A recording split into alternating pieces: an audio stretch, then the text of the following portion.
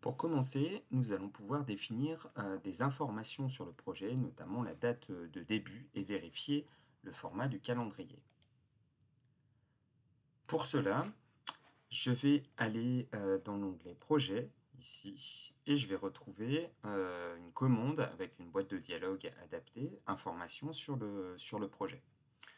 Alors la date de début du projet, au départ, quand j'ouvre un fichier, ça va être la date de début, la date actuelle. Donc je peux modifier cette date-là, mais la date actuelle, bien en fait, il va rechercher l'information dans Windows et il va me mettre la date du projet.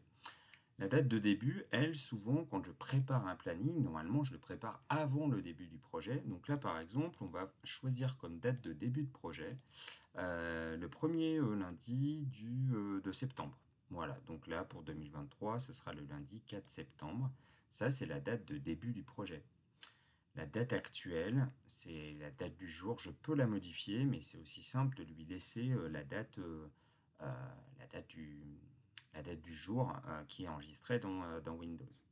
On pourrait définir des dates de fin, mais là, ce n'est pas l'objet parce que je vais faire les prévisions à partir de la date de début du projet, mais j'aurais pu au contraire lui demander de définir à partir d'une date de fin ici, pour qu'il choisisse de finir à ce moment-là.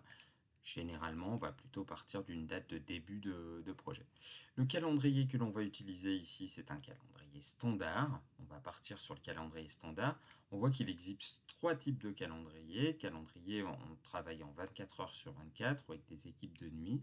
Et on pourrait définir un calendrier tout à fait personnalisé pour un projet. On va rester sur le calendrier standard. D'accord. Voilà pour les informations sur le projet qui nous seront utiles, qu'il est important de venir paramétrer ou vérifier au départ.